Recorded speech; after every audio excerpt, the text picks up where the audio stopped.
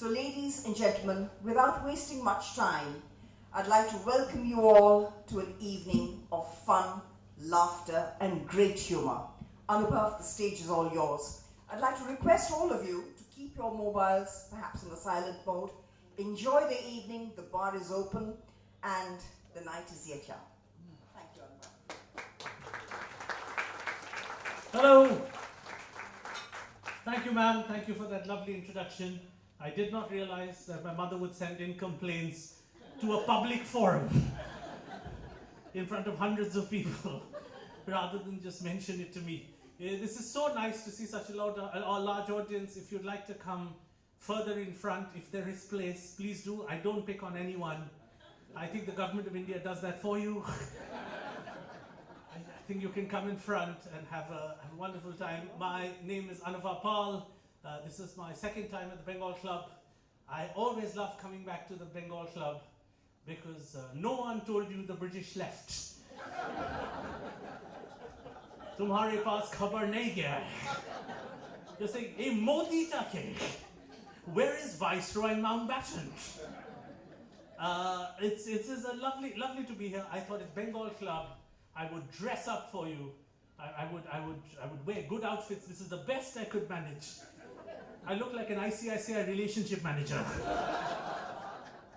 It's glad to be here. Glad to be here. I will, because it's Bengal Club.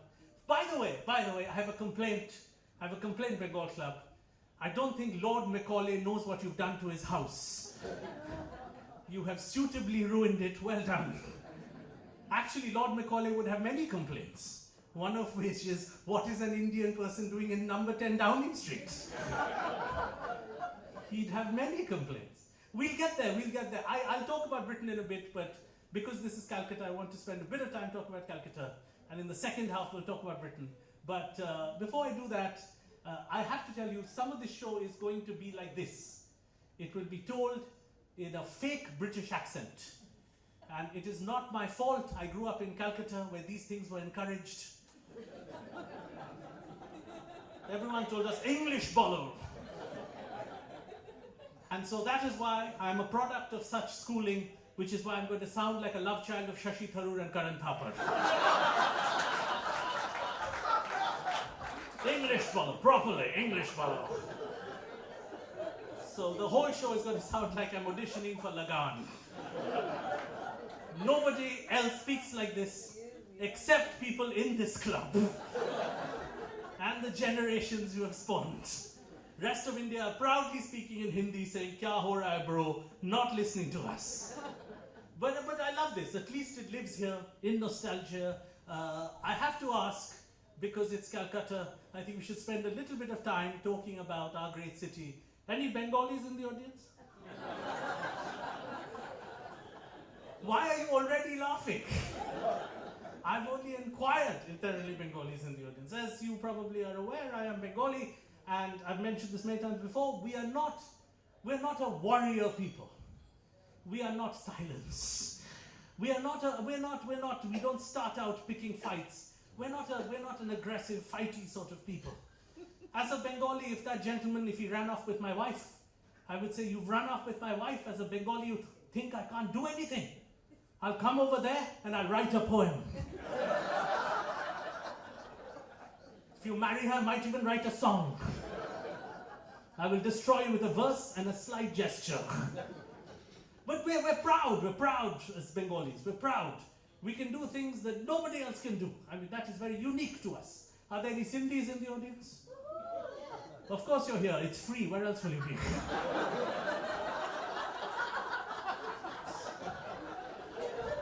They like to avail of discounts. They've come all the way from Hong Kong, to avail of a free event. Any Gujaratis in the audience? This is in English. You can ask someone. They can translate. And by the way, I love Gujaratis. Thank you for running the country. Someone has to do it. Now Gujaratis are doing it. Fair enough. As Bengalis, I think we want to be a warrior people. But we're supposed to be the intellectuals of India. That is our curse. That is our given curse. Imagine if the commander-in-chief was looking for a fighting people. They would say, I'm looking for a Bengali regiment. So you're looking for a Bengali regiment? Well, what we could do, sir, is we could throw 50 Bengalis over Peshawar. What will they do? They will sing Tagore songs. It's very effective at dinner parties. Purano Shedine Kotha starts, 11 people die. It is effective, highly effective weapon. There are traits about my people I can never understand. We're supposed to be very anglicized, we're supposed to be intellectual, but there are aspects I don't understand. Why is the Royal Bengal tiger, a menacing, ferocious creature, associated with Bengalis?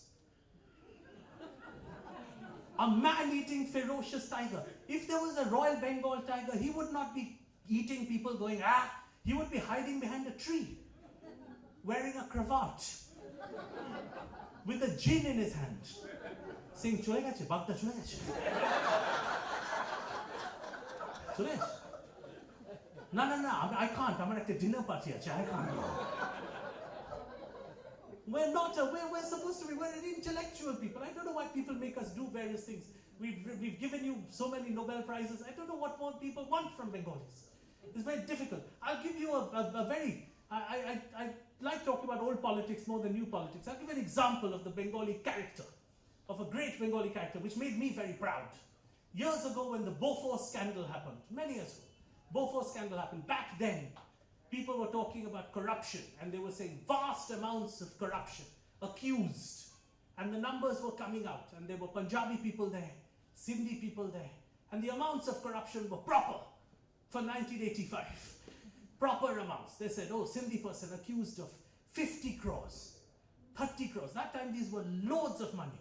One Bengali person was accused. His name was Ajit Paja. He was a minister. He was accused of taking 2 lakhs.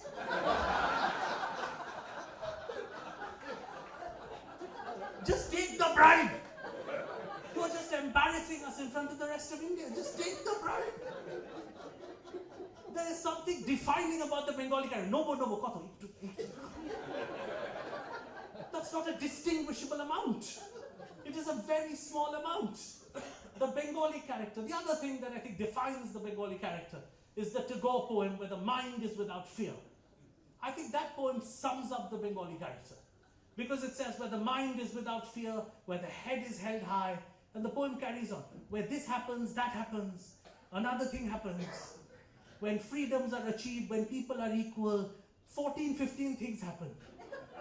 And the last line is that into that heaven of freedom, let my country awake. What is he then? Till then, sleep. This is why we don't know work. They're like, you read this poem? Yeah, I'm fast asleep, man. It is inherent to our character. Rest of India can't understand this. It's difficult. I have to ask. There are people from various other parts of India. There are Gujaratis here. There are Sindhis here. Any other parts of India I haven't covered? There are Punjabis. We'll come to Punjabis. Don't worry. Don't worry. Don't worry. There's some Marwaris in the audience. Hands up. Please raise your hands freely. This is not a tax rate. You can raise. You can freely raise your hands. This is a safe environment. I love Marwaris. I have to tell you, Marwaris are my favorite people. But they, at one point, Marwaris were entrepreneurs of India. Entrepreneurs. They were built businesses. I have a complaint against Marwaris of Calcutta because they have spent so much time here that they have become Bengalis. It is so unfortunate. Marwaris want to be intellectuals. What has happened to the world? What an unfortunate state of situation. It started, the other day a friend of mine called me up. My Marwari friend called, he said, Anuvab, my wife and I want to start a film club. I said, why? You have a dalda business. He said, nahi yaar, sham ko we want to do something with our friends. We want to start a film club. We want to bring and watch intellectual films. I said, this is the end of Marwaris. So what do you want to watch? He said, I got to recommend some Satyajit Ray films. So recommend, and so I recommended. I told them, watch this. He watched it with his friends in a film club. Called me up later. He said, film to dekha. Lekin DVD thoda kharab tha. I said, kyun? Pura black and white mein aaya.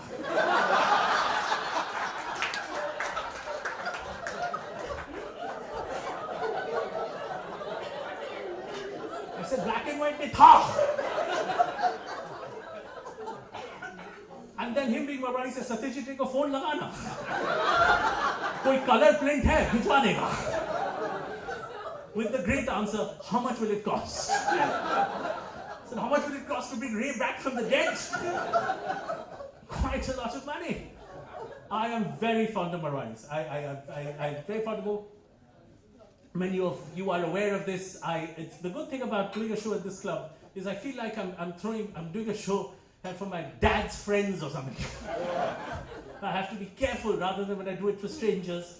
And what I like is that my Marwari friend the other day, when I was in school, I went to school here. I went to a school called Lamatnia, which was built by a French arms dealer, a very prominent French arms dealer. And this is a fact, I don't often talk about it, and it is not even comedy. William Dalrymple has written about it in books. Many of you are aware of Lamatnia. I don't often bring up Lamatnia because I'm very happy being its alma mater. But in the book Anarchy, William Dalrymple mentions that the reason Lamatnia came about, this is a fact, this is no joke here, was Claude Martin had so many children with local women, he needed a school. I would make him a major general. That's how many children he had to start a school. He said, I have 40 kids. What about, I need a school and a university. Far more cheaper than sending them to one.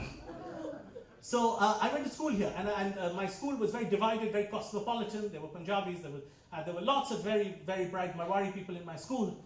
And one of the things Marwari people had to do in my school was confront, in their final year of school, William Shakespeare. And it is very sad, very wrong of the ISC syllabus to make my Marwari friends have to confront William Shakespeare.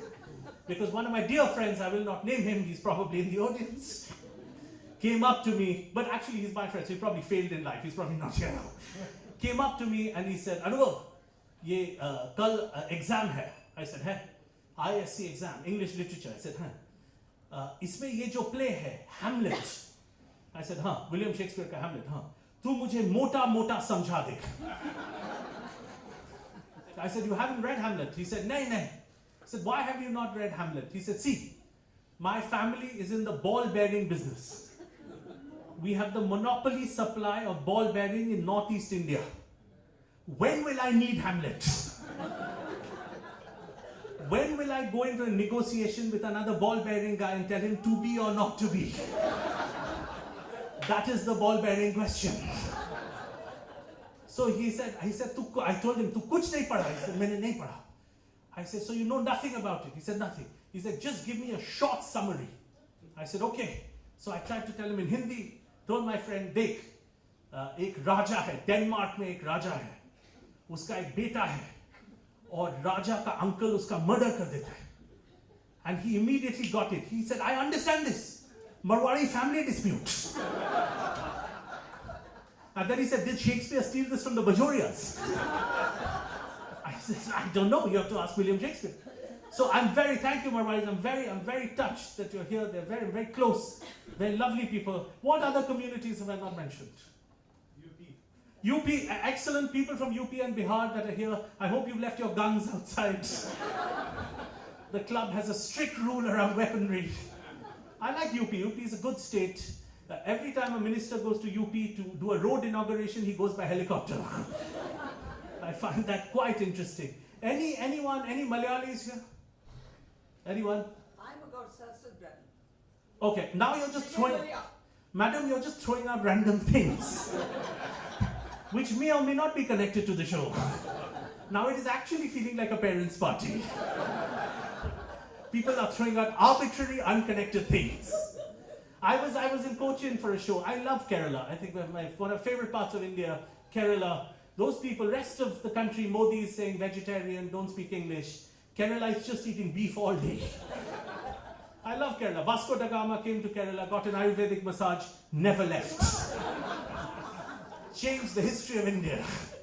Any Tamilians here? Any Tamilians? People originally Tamilians? Yeah, there's one. You've been in Calcutta so long, you just don't admit it. You're like, no, I'm from Calcutta. What are you? British.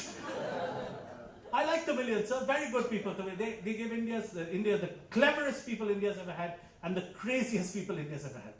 I was doing a show in Chennai and they had two kinds of people. They either gave India Ramanujan went to Cambridge, split the atom, came up with a new way of doing mathematics. Brilliant. Or they gave us Rajnikant. Split a cigarette in half, smoked it and said, Raskala. Nothing in between. Nothing. Fantastic. What other parts? Anyone originally from Delhi? Anyone's family from Delhi? Welcome to oxygen. Must be a new product for you. Air has two products, H2 and O2. Difficult for people from Delhi. What other parts of India have we not covered? Punjab. Oh, we've got a whole section. Shall we go to it? Well, before that, I was in Bangalore 2 nights ago. I just want to spend 2 minutes talking about Bangalore. This is a certain kind of India. Sorry? Rishi Sunak? Are you just shouting out names? We'll come to Rishi Sunak, man. We'll come to him. I've come to realize after he got elected, Rishi Sunak belongs to everyone. Suddenly everyone's met him. Everyone you speak to now, it's sort of, Are Rishi Sunak? I was like, what do you mean? He's from Uganda. If anyone should be taking credit, it should be Idi Amin. If he hadn't expelled them, they wouldn't be in England. Everyone who's ever known someone at Infosys, everyone who's ever listened to Nandan Nilekani speak, anyone connected in any way is like, Rishi Sunak, you see what he's going to do. What will he do? Then it turns to Hindi. Tu dekhna. But we'll come to Rishi Sunak. We'll spend some time with him. Excellent. I was in Bangalore and I've come to realize this is Bengal Club will not know this. There's a kind of new India in Bangalore going on. New India. Bangalore, everyone in Bangalore under the age of 40, they've quit their jobs and they're all in a startup. And Startup India is fantastic. I want to talk about Startup India to this very young crowd. This is probably the youngest crowd I've ever played to. This is fantastic. Startup India, everyone in Bangalore have quit their jobs and they're in a startup. And startups in India are great names. Bibo, You Bewakoof, Make My Trip, Take My Wife, what endless. This is not a suggestion, I'm just jabong, ping pong, endless. I was doing a show in Bangalore 2 nights ago, filled with young people. Yeah, and as a young person, everyone in Bangalore who has a job is 12 years old. And they said, come, sir, I want you to meet my senior. The senior was 19 years old. He's a veteran at this company. How long has he been there? 2 months. And they wanted me to, and I don't understand young people, young India, I don't understand. Your kids, maybe your grandkids now, they're all part of this workforce. I don't understand half the things they're saying to me. I don't know the words that are coming. The thing about Bangalore is every second person has an American accent because they have venture funding from Silicon Valley for their startup. So anyone you speak to, they have a startup. What? I have a startup. I'm doing B2B consulting startup. I said, what does your startup do? Eat the English language. So I went to a company and I asked this young man, what does this company do? And it's easy. Old India, I can understand. Sir, you, for example, I know what you do. You're an eminent filmmaker. You make films. It's very simple to tell people what you do. What do? I make films. Very good. Who watches them? People who watch films. Very easy to understand. I asked a young person in Bangalore, what does this startup do? He said, uncle, you won't understand. I said, first, uncle, you started with uncle. Problem 1. So understand. I said, try me. He said, we are an open-ended platform that collects aggregated data about single people. And we store it in the cloud and we match it with a variable algorithm. Then he told me he works for Shadi.com. So just say it now. Just say it. I don't understand anything in this country. I don't understand. But I'm glad. What I'm glad about is that we have Punjabi people. I'm very glad. There is very little difference between Bengali and Punjabi people. No difference. We are very similar, except that we know how to read and write. Other than that, there is no difference between Bengali and Punjabi. Let us not make jokes, because I want to live. Let us not. Bengali, Punjabi, you can't make jokes on Punjabis. Tomorrow someone will wake up and say, मैं समझा तू क्या बोल रहा था. 2 दिन लगा कोई फोन करके बताया मुझे. मैं आ रहा हूँ तुझे गोली मारने, तू रुक वहाँ पर। कहाँ पर रुकूं? तू जहाँ पर भी है तो रुक वहाँ पर। Let us not make fun. Punjabi people are Bengalis. How dare you make fun? Bengalis, look at us. We are not entrepreneurs. I mean, look at Bengali people. Like, what are we doing now? Once the British left, we don't know what to do. Bengali, the heyday of Bengali people was when companies were like Jardine Matheson. Where Bengali people were like, Amar Chile, he works for Jardine Matheson. Everyone at Jardine Matheson is dead. Jardine Matheson is bankrupt, but it sounds nice. What do we do now? Punjabi people are building things. They're building New India. They are the entrepreneurs of New India. They don't let anything get in the way of... I sound like I'm a Punjabi preacher. They don't let anything get in the way of what they are building. Their business, nothing, not an education, but not important. Because they're building businesses. Punjabis can say things proudly that Bengalis can't. Like, hi, my name's Vicky. Came here in an Audi. Some guy, he said hi to me, I shot him. He said, bro, you can't shoot me, this is a democracy. I said, Utna English mujhe nahi aata hai. I don't know what you're laughing at. Punjabis, I have a friend, Vicky, he's a lovely guy. He lives in Gurgaon, he's a real estate broker. He said, Anuvab, the trouble with you Bengalis na, you read books all the time. Books. Kya hoga? Books padh ke kya hoga? I said, what do you do for fun? He said, I just get into my SUV, bro, and I drive. I said, where do you go? I go to Haryana. And then I drive back. See, they are the people. They are the people. They are the future of India. Have you seen Punjabi people in a nightclub? They are the hope. They are fueling the new economy. Punjabi people, they order. If you go on a date, Punjabi people, they take charge. They're tall, they're handsome. They all look like flight attendants. They take charge. I don't know why you're laughing. And you can tell what they're wearing because it's written on their clothes. Is that from Armani? How do you know?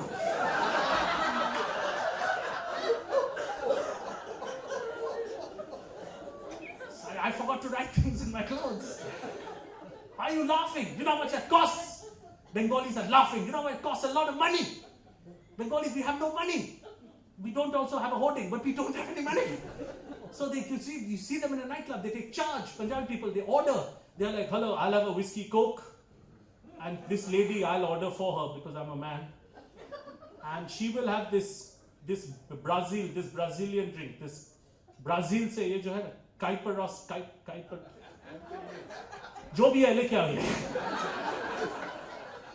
Don't laugh. Have you seen a Bengali person in a nightclub? He looks like an out-of-work murderer. He has no confidence.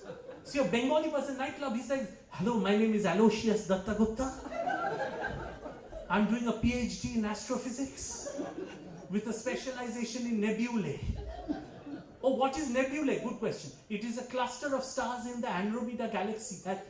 Oh, you are already kissing Vicky. No problem. I have friends. My mother's here. Bengali people. We don't have the thing. You look at, I went to a Punjabi wedding last month. That's a wedding, a proper wedding. They had a band from the US, it's proper wedding, people dancing, celebrating. The wedding I went to in South Delhi, it was a mafia theme wedding. I was wondering if they will shoot the bride and groom at the end of the wedding. Mafia theme wedding. Have you been to a Bengali wedding? It's like an episode of Game of Thrones. The father of the bride is standing. He's the most morose person there. He's like, ha, biye hocche, keno korche jai na. And the daughter's like, yeah, this is probably my 4th or 5th wedding. I've lost track. This is the thing with Bengalis. I love it. But there are certain things about the Bengali characteristic it's impossible to explain to people. Impossible. Like one of my favorite things is at a Bengali wedding, there's a negotiation with the caterer. It is something nobody will ever understand. Because, you know, in other communities it's very simple. Punjabis will be like, get us everything. How much does it cost? I don't care. I'll take a loan, I won't pay it back. Get me everything. Just get me everything.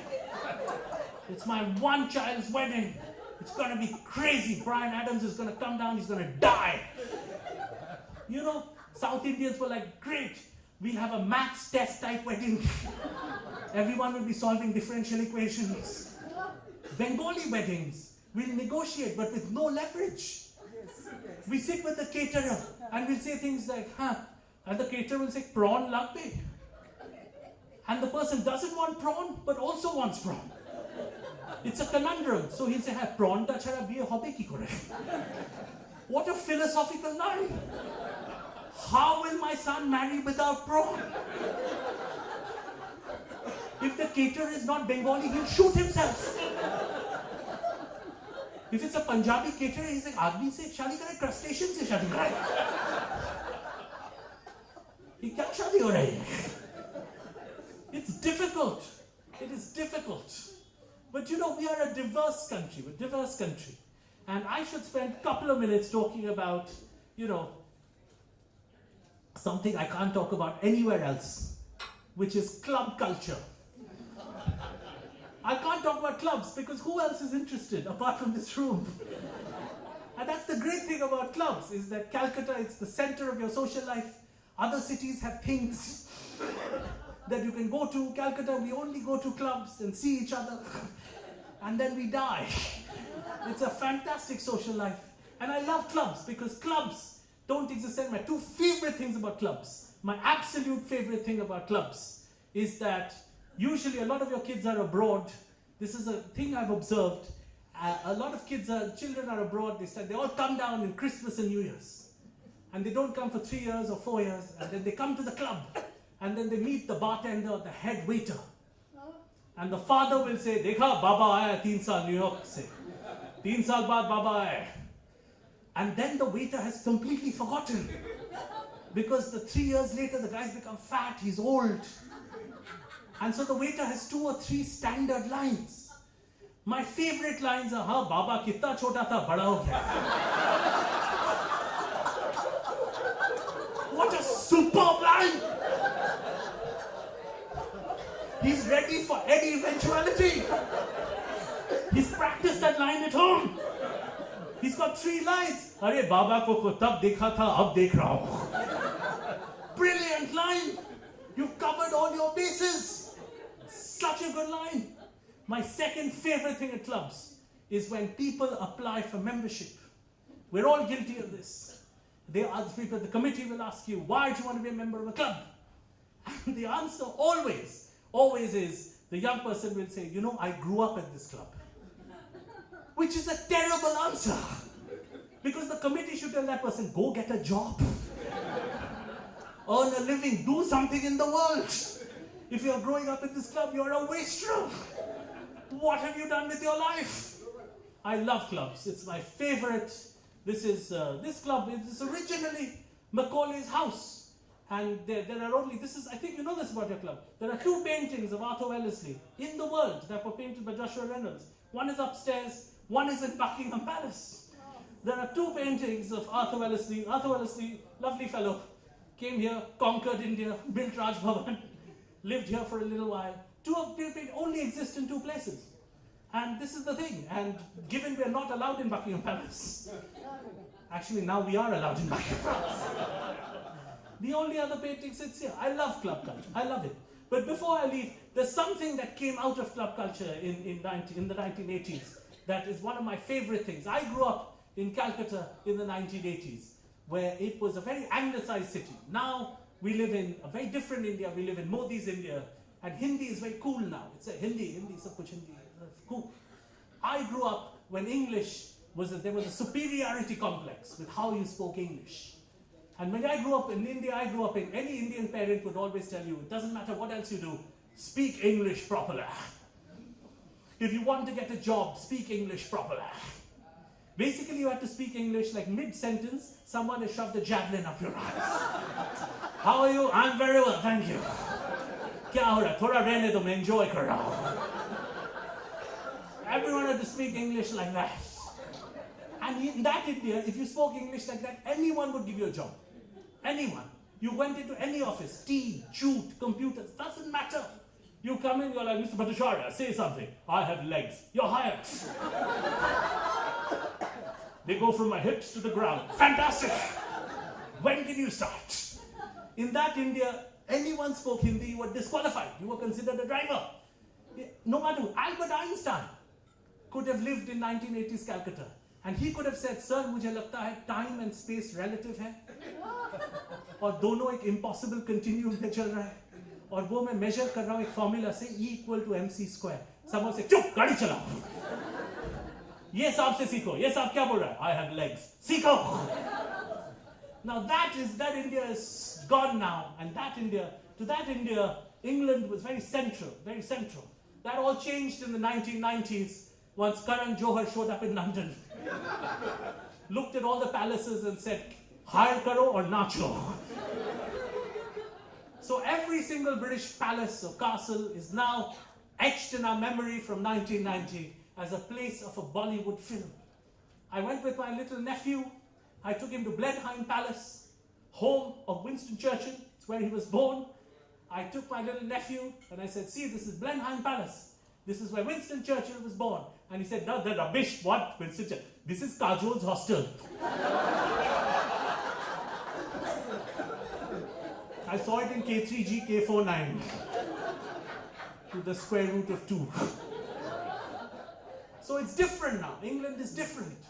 But you see, you can never say that to a certain man. I think that a generation is slowly getting older. But if there was a generation of Indian man, of my father's generation, you could say anything about anything to them, anything. You could abuse them, you could say you're a nonsense person, you could say anything. You cannot tell them that you know London better than them. There is a certain person in this town, exists in this town, you cannot tell them, because whatever you say, they're like, I know London better, I know London. And that person is very uncomfortable in present day India, very uncomfortable. Because they're like, beta, I don't understand what people are saying now. Everyone says, what ya, no ya, they talk like Shakti Kapoor. I like to go to London every summer, beta, where I can speak comfortably. Where people understand what I'm saying. I like to go to London, beta. You remember I used to live there. In Golders Green, in Hampstead. I used to live there, beta. I like to go to London.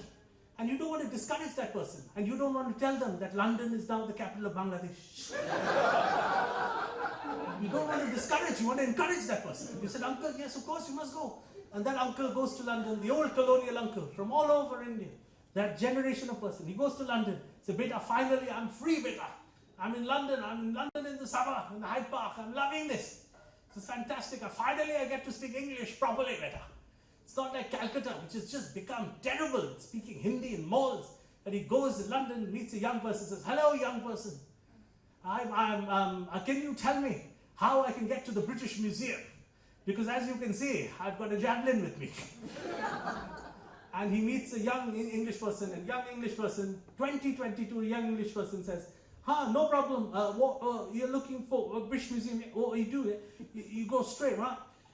There's like a McDonald's, yeah? It's like right behind it, yeah? But like it's not behind, it's like behind it, but it's like behind, but not like right behind, it's just like around the corner, it's like you just get to Holborn, yeah? And you just turn the corner, yeah, and it's just right there, cheers.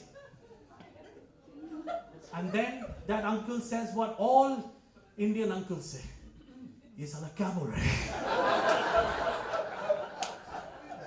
And 200 years of empire from Arthur Wellesley upstairs is wiped off his face. And as he stands there, helpless, he's without the country. So no one in England understands him. The country of his spiritual home. No one in India understands him. Because people are talking rubbish. He's lost for a country. A person comes up to him and says, I'm sorry, sir. Are you looking for the British Museum? It's straight down, sir. Holborn Station. Just walk ahead, Little Russell Street, take a left. You can't miss it. Have a lovely day. Thank you very much. Says, finally, I met an Englishman. Your name, Jaspal Singh Khurana. I'm the mayor of London, actually. Sat Sri Akal, in it. Right, we'll have a 10-minute break. Enjoy your drinks. We'll be back and we'll have a little chat for another half an hour. Thank you for being here. Have a lovely evening.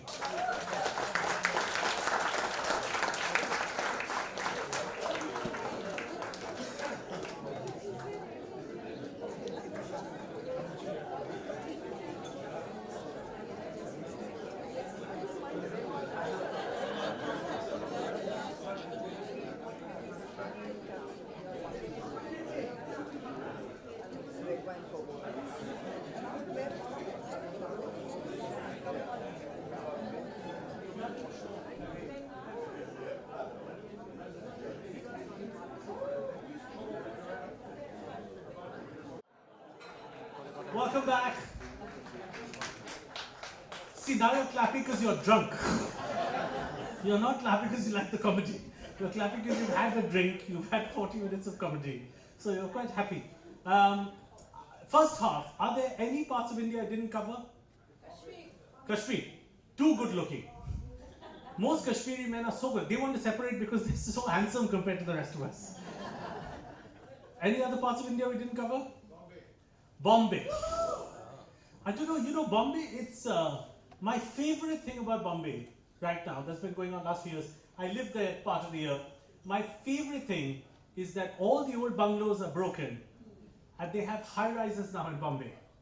And Bombay is now a city of high rises, and every high rise in Bombay has two things: the builder's son's name and one Greek god.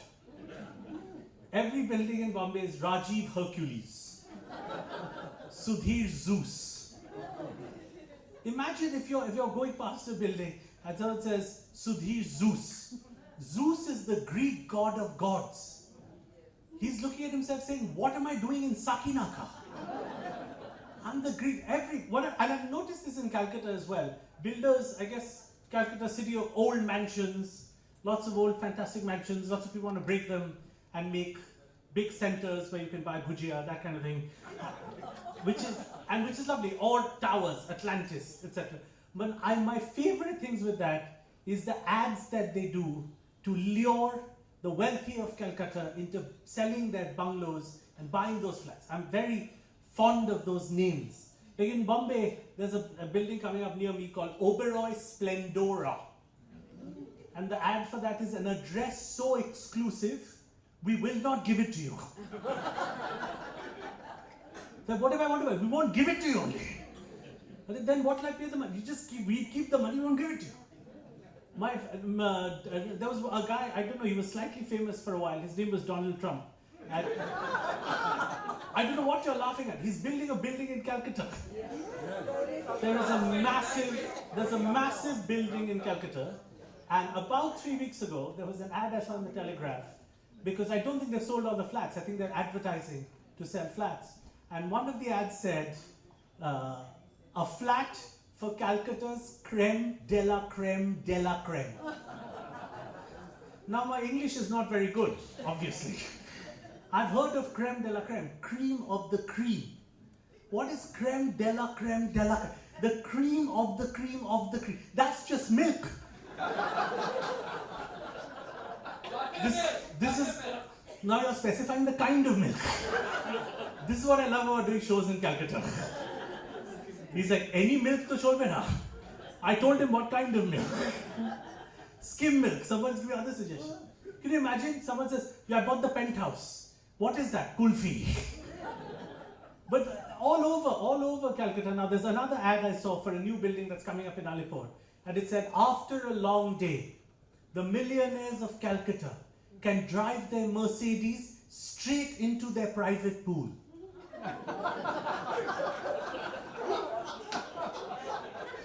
It's a creme de la drowned is what they're going to be. They're like, driver ko bulao. I've drowned myself. It's all over. In Bombay, there's a building coming up called Venetia. And all around they have photos of the city of Venice. And everywhere there is city of Venice. It says, now get a touch of Venice in Vashi. And imagine you go to buy that flat and they'll say, sir, just like Venice, there are gondolas everywhere. And you say, well, gondola nahi hai, wo drain hai. There's one coming up, a favorite of mine, there's one coming up in Rajarhat. There's a bill coming up. It said, come live with us. It's a high rise, it's called Sky, Avendus, it's usually a weird Greek name. And it said, come live with us. We'll take you out of this world.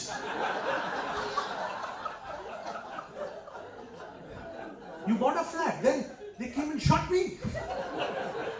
Why? It's a part of my legal license. They took me out of this world. And there are loads of this. In Pune, there's one, same address as heaven. Same address as heaven. What does that mean? But my favorite, there's one coming up in just beyond Salt Lake, it's beyond the airport, there's one coming up. They said, come live with us. We'll take you to infinity and beyond. Now, there's a Tamilian in the audience. He can do the mathematics. Infinity is supposed to be infinite. They're like, what is beyond infinity? They're like, why Rajarhat is beyond infinity? Only you people will laugh at this. It's terrible. But this is Bombay. This is what Bombay is doing to the world. It's fantastic. Donald Trump, I hope he finishes his tower. There's a massive tower he's building. But, I didn't get to tell you guys this. When I've been spending a bit of time doing shows in the United Kingdom, and I've been trying to figure out the main difference between British people and Indian people. I've realized very quickly that British people, Bengali people, very similar. Neither wants to do any work. British people, Bengali people have the same look. It's the same, it's not happening. It's the same morose look. And realize the fundamental difference is that British people get horrible thoughts, but they process it. With us, we get horrible thoughts and we just say it. I'll give you an example. If you're an old British person and you have a friend who's put on a bit of weight, you get the same thoughts as everybody else. In your head, you're like, oh, he's become a fat bastard, unbelievable. Looks like a small house, unbelievable. But they don't say it. If you're an Indian uncle over 60, because they have a filter, they look at a fat person, they think, oh, is this racist, sexist, homophobic, fat shaming, transphobic, whatever is going on in 2022. And they just process all of that. They take all their horrible thoughts. What comes out is very polite. Hello, Jeff. Haven't seen you in a while. You look different. And look, that's the difference. They just process. It's just process of information. You have an Indian uncle. Same information. Same information, he would look at Jeff. He's like, oh, Jeff, what happened? You've become very fat. And your face, what happened? Very ugly. Come, let's have a drink. We just don't process. We process differently. I got a lesson just now in political correctness on a flight. I was a non-stop flight, Bombay, London, non-stop. And I'm sitting there, and next to me there's an Indian uncle. And he looks like a proper no-filter uncle. Because he kept looking at me and it's just up and down. And between us, there was a young Norwegian guy, Norwegian guy, or Dutch, he was Dutch. He was going back to Holland. He's on this flight, terrified. He's quietly minding his own business. And he was quietly sketching, doing a little drawing. And the Indian uncle kept looking at him in a creepy way. And I'm sitting there praying to God. I'm saying, Uncle, don't say anything. Don't tell him how you feel about Holland. Just don't open your mouth. Because of you, I'll have to apologize on behalf of 1 billion people. So don't say. And the guy wasn't bothering us. He was quietly sketching. Quiet Dutch guy, minding his own. Indian uncle, obviously, he had to say something. So he looked at the guy and said, what are you doing, young man? What are you doing? Now the Dutch guy got really nervous.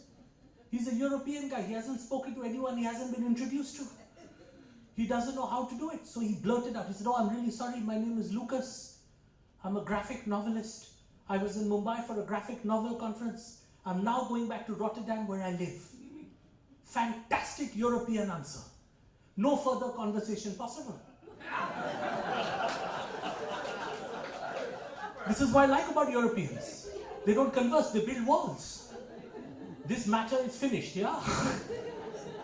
Indian uncle didn't understand any of that. He was just getting started. He looked at him, Lucas, you're a graphic novelist means what? You're an artist.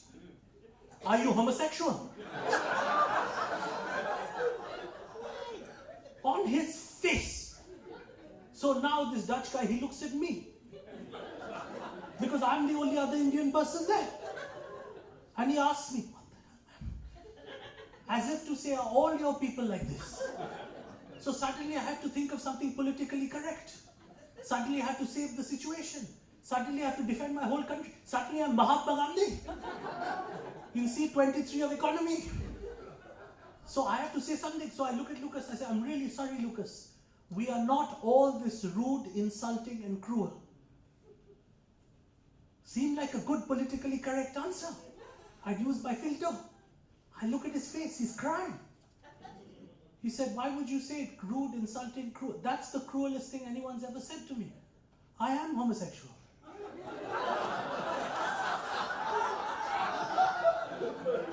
How did I become the homophobe in this story? Now the Indian uncle is looking at me going, insensitive beta. It's 2022, where is your filter?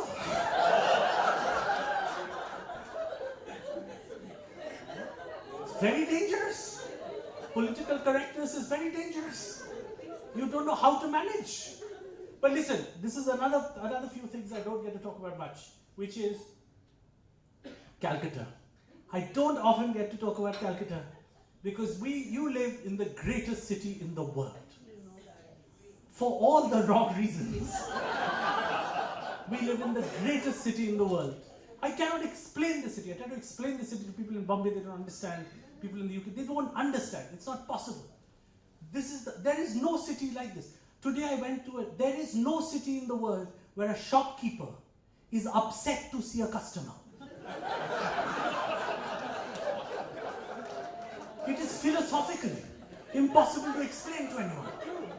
The underlying ethos of being from Calcutta. Today I went to a photocopy shop and it said open. And I went in and the guy looked at me and said, Kano ische? And I said, it says open. And then he says to me in Bengali, Khola ache mani khola ache. Just because it's open, it's open. It's such a philosophical conundrum. No wonder the greatest economist of the world is from Calcutta. When a shop is open, what does it mean? Can we close also? Anything is possible. This city, you cannot explain this city to anybody. Every other city in the world, and every other city in India, Bombay, Delhi, Pune, Bangalore, people are running. And then people from Calcutta all go there, just land up in people's houses.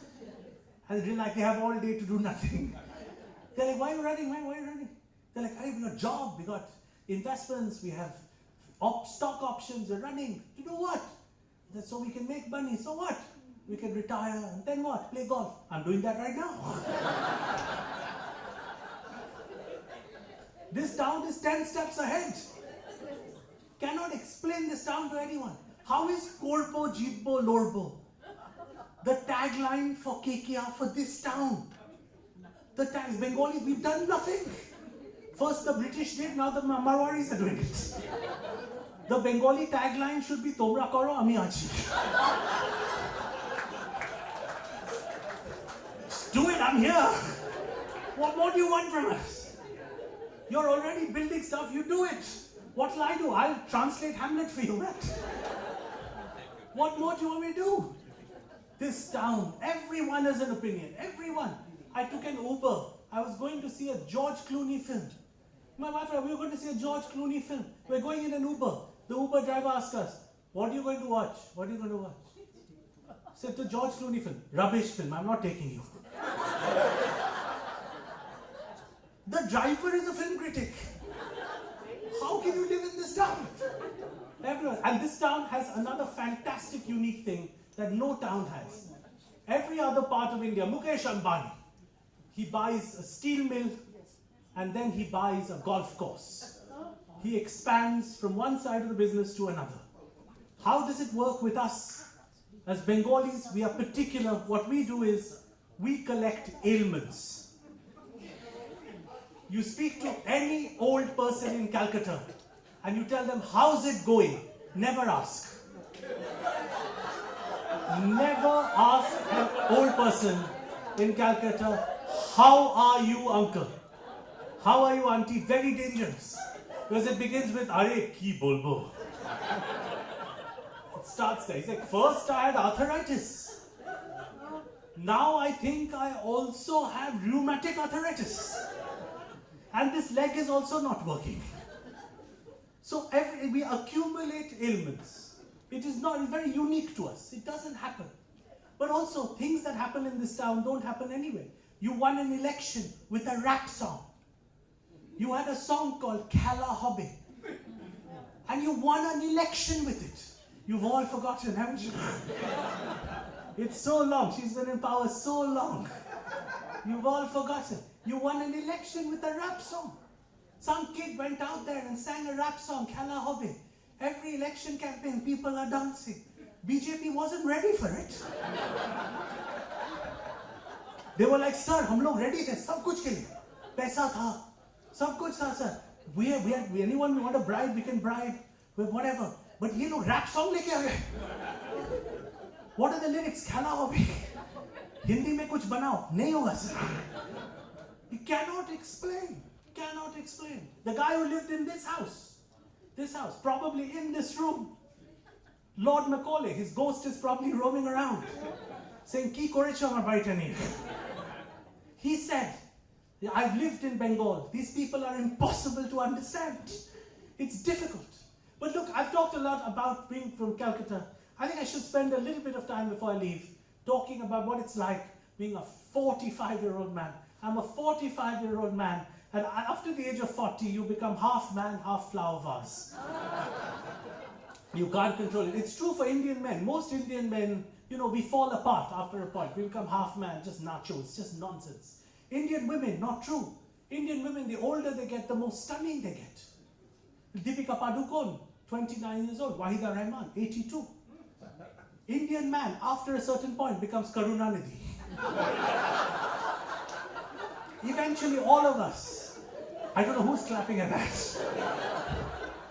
but we all become Karunanidhi. It's just a spectrum. It's a question of when. But Indian men, you will admit, we may be fat, we may be past 40, but all the men in this room, deep down, we think we've still got it. We think we're still, hi. Arthritis can't move. Hello, good evening.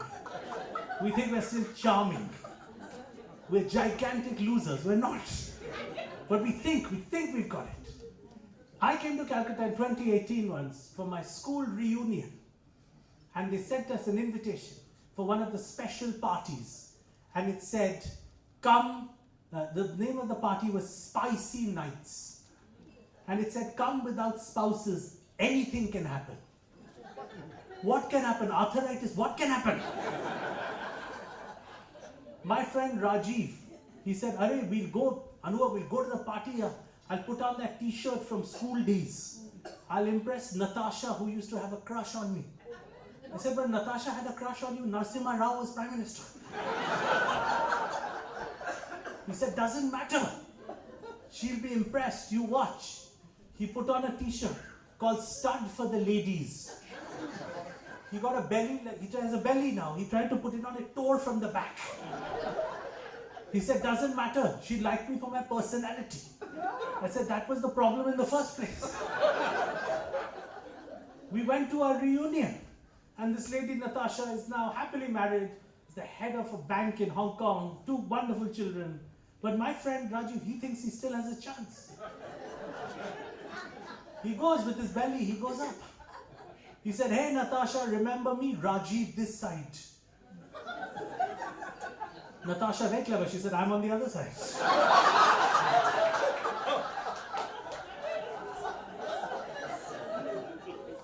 Then he says to her, what you see is what you get. Indian women are very clever. She said, that's why I shop online. They started playing those old songs from our school days. They started playing Summer of '69. A song that Bryan Adams, I think, lives in a basement in Calcutta. They bring him out just to play and then he goes back. He was Summer of '69 and we were all in our mid-40s. And we all thought we would impress the ladies in their 40s and we would do a dance step. The dance step involved all the boys holding hands, the tragedy of public school education. And all the boys would go down like this together in a uniform dance step. Very easy to do when you're 17 years old. All the boys lined up, they said, let's do this. It'll remind the ladies of the good old days of the mid-90s. So we stood there, all held hands, all the boys went down. Not a single one of us could come back up. There is nothing sadder than going to your 20th-year school reunion, calling a driver and say, "Gaadi piche se leke aao. Main crawl karke aa raha hu, 12 sahab hai mere saath." It's a human caterpillar. What are you clapping at? Shameless members. It's tragic. It's tragic getting old. It's very sad. But you know, we think we've got it. We think we've got it. Indian men, see, this is only true for Indian men. Indian men, after a certain age, we fall apart. Not true for Pakistani men. Look at Pakistani men. The older they get, the more handsome they get. Imran Khan, 70 years old, married to everyone in England. Brexit was just him leaving. Look at us, we're just all falling apart. But you know, people say, before I leave you, I should tell you this. People always tell me, Anuvab, you know, do and impress media, everywhere you go, people always say, do Indians have a sense of humor? It's a question I always get asked. I get asked this a lot by local press. They always ask, every time a comedian goes to jail, they always ask you, but do we have a sense of humor? I think we're the funniest country in the world, except we're not looking. We just need to look. I'll give you an example. I was on holiday with my father-in-law. I was going on holiday. And the main highway between Bangalore and Chennai, well, we go through Madhumalai Forest Reserve. And the main highway was blocked because in front of us, there was an elephant, a male elephant making love to a lady elephant. Somebody cheered for that. And it had blocked the highway. All the cars were blocked. Now, this is not a small thing. The male Indian wild tusker is the world's largest land mammal. It was on top of a lady wild tusker. The world's second largest land mammal. On the highway is the biggest thing you'll ever see in your life. Once you've seen that, all the problems in your life are small. It is insanely large. But there's a traffic jam of Indian cars with families all pretending it's not there.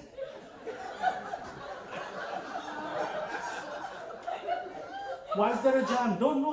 Could be any reason. India is the only country where the elephant in the room is an actual elephant.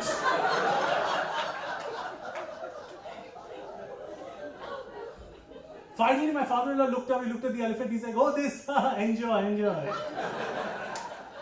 And then the driver of our car, he looked at the elephant, he said, sir, don't worry, I know this elephant. That's not his wife.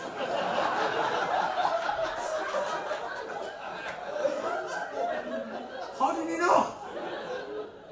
You just have to look. You don't have to look for jokes in this country, you just have to live. You have to live here. I remember demonetization, one of my favorite days. Demonetization was when they removed all the cash where... Marwadis, I'll explain this afterwards. I'll explain this part afterwards. But in demonetization, everyone had to stand in line, stand in a queue. Remember, many years ago, 2016, we all had to stand in a queue, deposit money. Rich, poor, didn't matter. Stand in the line at the bank, deposit money. In my building in Mumbai, a lady came down, an older lady, and she said, I can't go and stand in a line. It's not possible at my age. She called her driver, who was a tall looking guy. He said, Jao, ye cash leke jao, aur bolo tum main ho. Now, sometimes in India you have to follow humor. So I wanted to follow this driver to see what will happen at the bank. Because now this driver, who's a tall guy with a moustache, who looks like a South Indian movie star, he has gone and he's carrying an Aadhaar card that says Mrs. Natasha Briganza. And he goes to the bank, State Bank of India, day of demonetization. That bank manager is losing his mind because the whole country has descended on his bank. And they're all shouting at him. He said, how can you do this? And he said, Sir Modi, I'm going to take VRS, I was retiring tomorrow. What was I? That's the day he's having. He's just constantly punched in the face. He's hating his job. And now suddenly in the queue, this man has shown up. And he has given his Aadhaar card. And it says Mrs. Natasha Briganza. So the manager looks at this guy. This is why India has a great sense of humor. He does not break. He keeps his cool. He says, "Aapka naam Mrs. Natasha Braganza." The driver is up to it. He says, "Ha."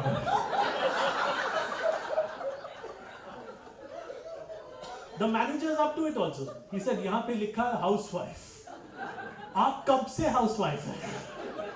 The driver, 1-to-1, matching it, ping pong. He said, "Aaj se hi shuru kiya."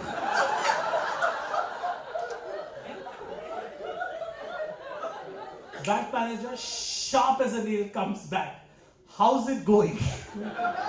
Raises the game. English. "How's it going?" Driver pings back with English. "It has its ups and downs." How can they say this country has no sense of humor? It's unbelievable. It's unbelievable. But I live in what is called digital India. Digital India, new India, very difficult time. Digital India. We're all trying to be digital. It's hard. My parents are here. It's a little hard for my parents. I don't usually make jokes with my parents, about my parents, but they're here, so I must. It's great. I remember my father wanted to sign up for Facebook, and my mother very sweetly signed him up. And he didn't get the OTP after he signed up. So he didn't get it. And my mother said, "I signed you up, the OTP didn't come." My mother said, my dad said, "It's Sunday, na? They're closed on Sunday."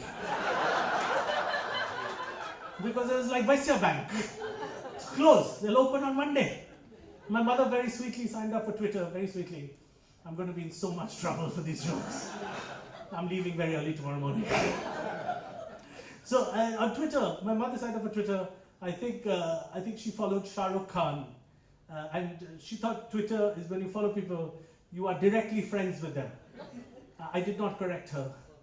She started following Shah Rukh Khan. And Shah Rukh Khan tweeted, a couple of years ago, he tweeted, "Hey Calcutta, coming tomorrow for a big concert. See you there." My mother wrote back, "Can't come."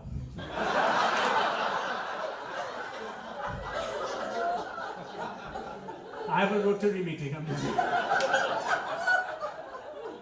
Shah Rukh Khan has 18 million followers. He wrote back, "Okay, auntie." Only in India. Only in India. I struggle with digital India. I struggle. I was trying to buy a desk. I was trying to buy a writing desk, and I called my cousin. And my cousin said, I said, "Where do I go buy a writing desk?" He said, "Don't be a loser. Anuvab, don't be a loser. Nobody buys a writing desk now. Offline, there are no shops. You go online, go to pepperfry.com. That's where everyone does their buy. Don't be a loser, uncle."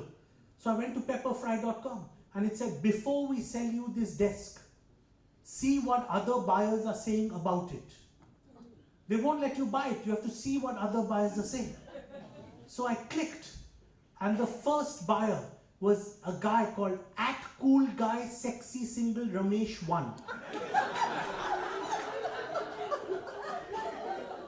And he has written, "I bought this desk and I'm sitting on it."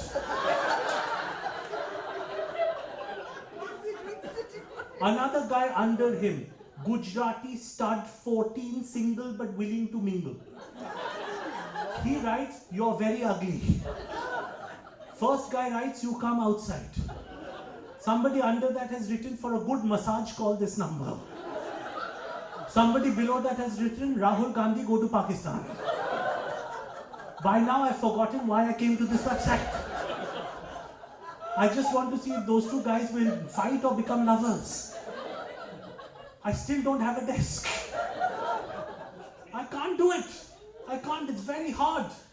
But the hardest was during the pandemic. So I was going to the UK and I thought, parents said you become very fat, you have to go do yoga. So I signed up for a yoga class on Zoom. Did Zoom go well for everybody during the pandemic? Most of you look like you didn't use it. You just looked at each other. My biggest problem with Zoom was the whole time I just kept staring at the house behind the person.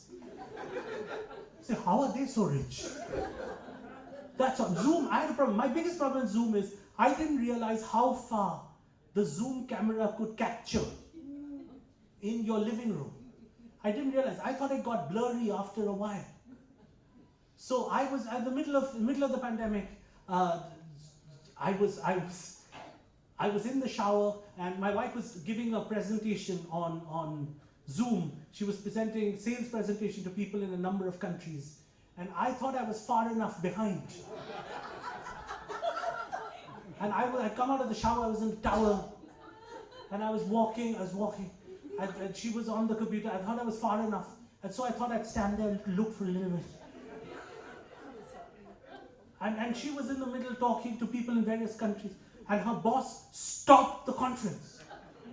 Said, 1 second, before you carry on, 1 second, Gayatri, 1 second. What is that behind you? And Gayatri looked and came back. She said, I'm not quite sure. So I had to do this class, this Zoom yoga class. And the name of the class was Yoga for Unfit Indian Husbands. That was the name of the class. And it started at 6 o'clock in the morning. And one by one, the cameras came on of one unfit Indian husband after the other. Each of us a crime against humanity. There was a Punjabi gentleman, camera came on, he saw me in shorts. He said, oh my God. And suddenly in the middle of this morass, our teacher's camera came on. And she was a tall, blonde lady. She looked like the actress Kate Blanchett. And she said, hello, I'm your yoga teacher. My name is Sophie and I'm in East London. Namaste. We outsourced yoga to them, they outsourced it back. And she said to us, none of you husbands are fat. All your wives are body shaming you. We said, carry on, carry on, carry on. Another gentleman said, her English is very good. And I asked her, what are we, Sophie? She said, you are oysters in a beautiful ocean. And what you have is not a belly. We said, no. She said, no. It is a covering to hide the pearl inside you. You beautiful oyster. And this is when I realized this is how they conquered India. With bullshit lines like this. And now she said, please lift your legs, my beautiful oyster, and curl up into a little ball to protect the pearl inside you. And suddenly I have to lift my legs like this on Zoom. And through my legs I can see another Punjabi guy, he's lifted his legs. And on Zoom he sends me a text message. He just says, don't fart. I got belligerent. I said, why not? He said, she's British, it'll make India look bad. You've been fantastic. Have a lovely evening. Thank you very much.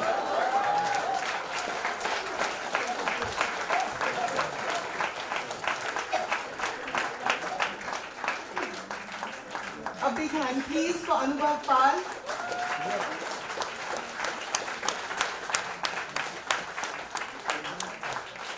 So as Anuvab started, he said that all of you at the back, please come up in front. So I'd just like to use that line to say that there is always a best part and a worst part to be a place to be in at a stand-up comedy show. So the worst part is in the first few lines because you always get picked on, but I think he was smart enough to do it right across. And some people like me get picked on even when we are sitting right at the back. In fact, last month I was at a stand-up comedy show in Paris, and I was actually picked on. I was called up onto the stage to dance, and I was taught how you're supposed to gain the fancy of Parisian men at a nightclub. So those are the kind of things that we get picked up on. But what is the best part? The best part is standing here, delivering the vote of thanks, because at this point, Anubhav is in silence. So he's not going to pick on me. But on behalf of the Bengal Club, the General Committee and the Entertainment Committee, a big thank you and a big shout out to Anubhav Pal.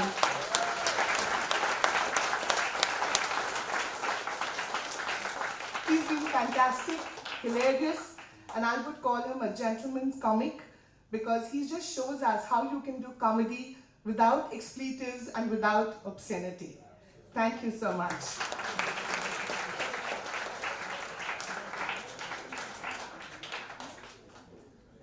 I'd also like to thank Srinjoy Bose and Nilanjana Bose. I don't think they're here today, but their generosity has helped us have this evening. So Shongbat Protidin has been the sponsors. So a big hand for them. Thank you so much, Srinjoy and Nilanjana.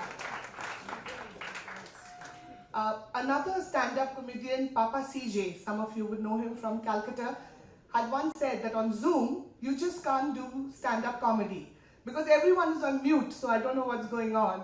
But today, the audience here was not on mute. I think you were a fantastic audience, very, very involved, and I think this entire show happened because of your interacting. So great audience, and I'm sure you enjoyed them as well. And everyone behind the scenes at Bengal Club, the Chambers, IT, F&B, all led by our dapper CEO, Dinyar Mukaddam. Thank you so much. And I invite Mrs. Sen to please come and felicitate Anuvab. Dinyar, if you could please come up here. Anuvab, you'll have to take center stage again. My work is done. Lights. Ruma Sen. She's the first lady.